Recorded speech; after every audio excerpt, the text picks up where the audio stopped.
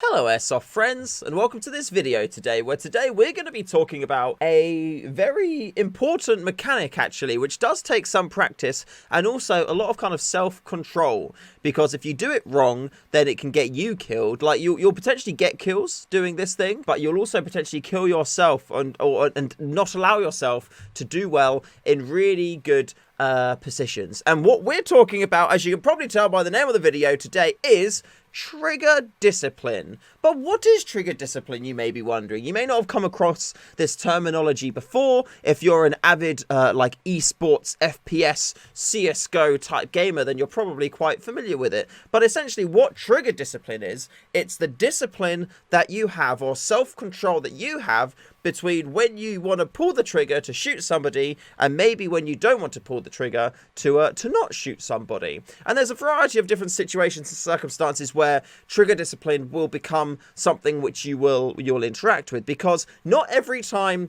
we have an opportunity to shoot somebody should we actually shoot that person for like our own benefits. Because don't get me wrong, being able to shoot somebody, taking them out of the game, making it so they have to go back to regen is beneficial and pretty much, you know, a core part of every single Airsoft game that we play, unless you're playing one which doesn't require you to kill anyone, which would just be a bit insane. But what trigger discipline allows you to do, it either allows you to, if you're like a stealth sniper, keep your position. It allows you to potentially remain like, you know, a non-threat to enemy combatants, so you can continue on your sneaky way. And also it could potentially help you get more kills, depending on the situation. So for me, trigger discipline is something which I kind of like employ a lot during my game style, because I'm like a sneaky sniper. Sometimes I'll be far away, sometimes I'll be close. If I'm far away, often if like people are walking towards me, like down a road, down an alleyway, or if they're like in a bit of a tricky spot to kind of like hit them,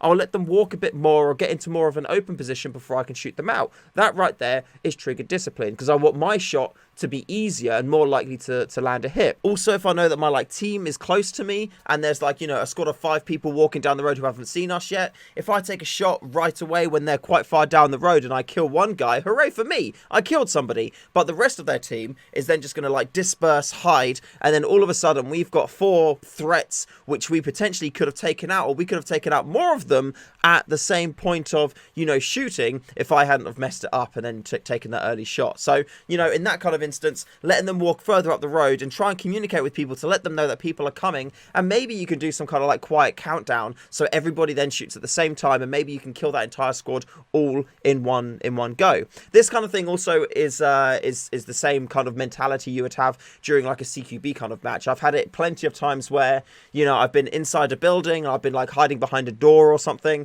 and an enemy player's walked into the room and I've been like, hooray, I'm a sneaky salamander or something, I'm gonna kill this guy. And then I have this little voice in my head go, no, don't do that, let him go for now. So then what I do is I'm like, okay, interesting, I mean, I could shoot this guy, but what if he's got friends with him? What if his team is with him? What if he's in like a little squad? And if I shoot this guy, he's going to go hit, and the enemy team is going to know that I'm like in the room, and probably know that I'm in a vulnerable spot, because if, you know, if he's walked into the room and he's got shot, and then when he gets shot, he turns around and he's like, hit, ow, because that's what everybody always does. Whenever you get hit, you always turn and look to the place where you got shot from, which is kind of annoying, especially if you're like being a sneaky player, because you're essentially telling your teammates where you are, and that's naughty and bad, and you shouldn't do that. But anyway, if you like shoot him, then boom, you got a kill. But then if anybody else is there, then they're going to know where you are. So you can always listen before you take your shot, see if you can hear any other footsteps, any talking, any kind of rustling, anything like that, because if he's on his own, then yeah, I mean, take the shot. But again, you may not want to take the shot, because if you do that, then he and the enemy team are potentially going to expect there not to be any enemies that further back. And again, like I had a similar game where I was playing at Sentinel Airsoft, and I wanted to be a little bit sneaky with my Mark 23. So what I did was, it was a very kind of like close quarters, like the alleyways are about 1.5 meters kind of wide, indoor kind of walled area. So what I decided to do was just take my Mark 23, hide in a corner, wait until like enemy players walked past, and then I'd then like move further towards the enemy, and again like hide in another corner, wait for more enemies to walk past, and then again carry on getting back to a point where I felt like I was in a position where I kind of like knew the layout a little bit, and I knew if I took a guy out from that point, I could then quickly move to another kind of area and hide in a corner. And I did really, really well. And it was so much fun because the enemies just didn't really know what was going on. They thought that it was one of their own team just having a laugh, shooting their own teammates in the back. And of course, because it was all inside and it was quite dark, I was almost able to freely move because, you know, it was so dark. It was kind of like difficult to see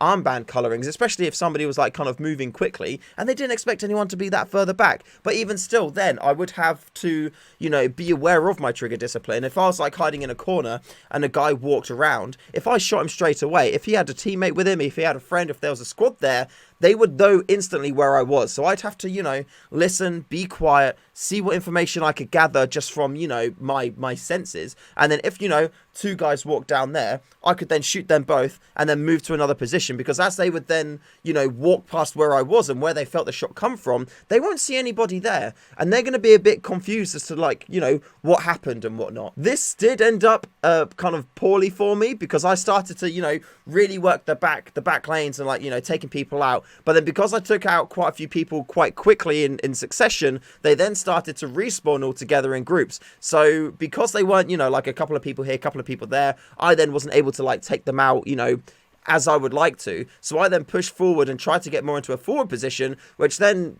made me, like, my friendly team see me, and then I got shot by my friendly team, which was very sad and disappointing. But, you know, it's part of the game. When you're trying to be, you know, a sneaky stealth person, you're trying to be within the enemy lines, that kind of stuff happens. It's very frustrating, but it does happen. But yeah, like, those kind of gameplay moments are really kind of benefited or created by having that awareness of trigger discipline, knowing when you should pull the trigger, knowing when you shouldn't, knowing, you know, just kind of like, you know, what's going on around you, what's happening, and is it the best thing to take this person out? Like, even complaining about stuff happening. Like, I remember, like, one of the stories I've told you guys already is, I was with my first Mark 23, my ASG, the very first game day, I got into a position where I had two guys, literally, I could touch their feet and reach if I wanted to. One guy, I was shooting point blank, first of all, wasn't calling his hits at all. The other guy was calling every single one. Now, in that position, I could have said to the guy, "Excuse me, but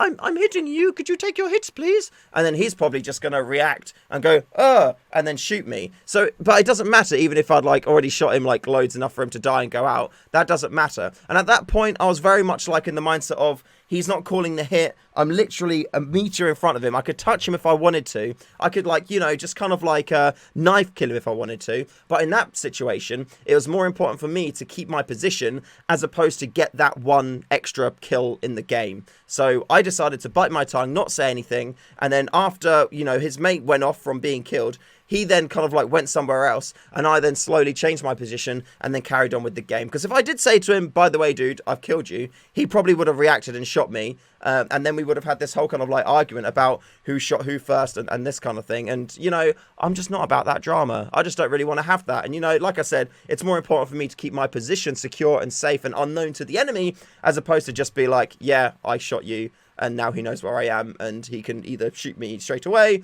or he'll call hit, and then his friends will be drawn to my position." So yeah, lots of interesting things. Next time you're out in the field, because it's getting very close to being out and playing Airsoft again now, have a little think about that. Before pulling the trigger on people, think to yourself, is actually killing this person, or taking them out of the game would be more appropriate, is this worth it? Is this worth my time? Is this worth me pulling the trigger? Because often the situation will be it's not, and you'll be able to get a greater benefit and have a bigger tactical impact in the game by letting that person live, and then you know, either changing your position, keeping your position hidden, or just waiting for more of a squad to appear, get closer, so then you and potentially the rest of your team can coordinate your assault and take everybody out all in one go. And with that being said, thank you very much for watching this video today. I hope it's been informative, and you've, you know, maybe we'll think about a few things when you play Airsoft next, when you get out to go out next time.